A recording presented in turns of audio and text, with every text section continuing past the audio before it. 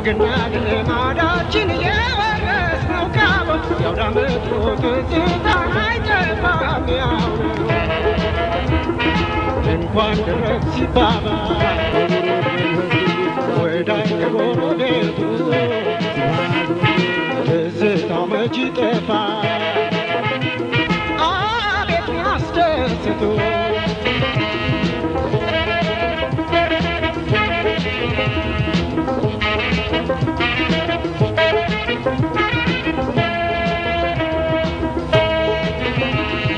አቤት አዲሱ ዓመት ዘመኑ ሲለወጥ የአበቦቹ ሽታ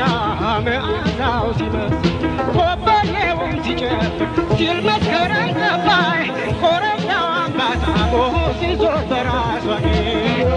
መስቀል ሲመጣ ተክሎ ደመራ ሁሉም በደጁ ሽቦ ሲያበራ በልጅ ባዋቂው ገቦ ጭፈራ በእልልታ ሆታ ቁቆ ሲደራ ከብረው ይቆዩን በሚል ጨዋታ የልጅ ምርቃት የአባት ስጦታ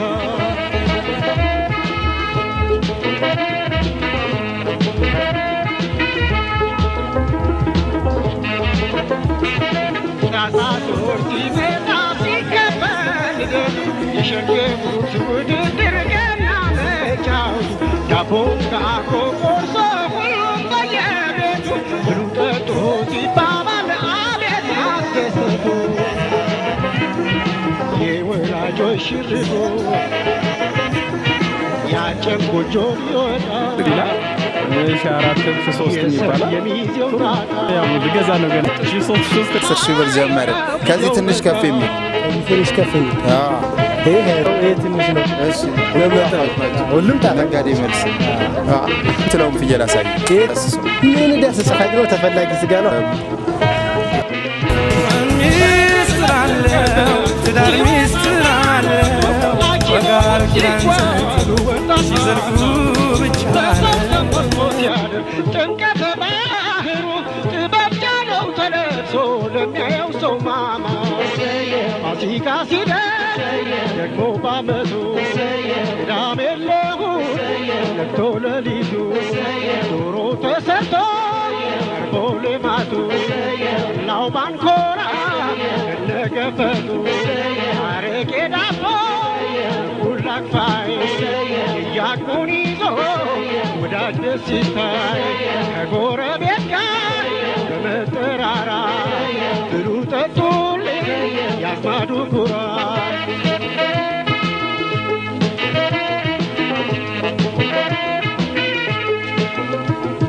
በፀሐይ ብርሃን ደምቃ ክረምትና በጋ የትውልድ ሀገር ያላት የ13 ወር ጸጋ ወግና ልማዳችን የወረስነው ካበው ያውዳመቱ ትዝታ አይጠፋም ከሦስት አካላት አንዱ አካል እግዚአብሔር ወልድ ከሰማይ ሰማያት ወርዶ ከቅድስት ድንግል ማርያም ወርዶ ስለ ሰው ልጆች ኃጢአት ተሰቅሎ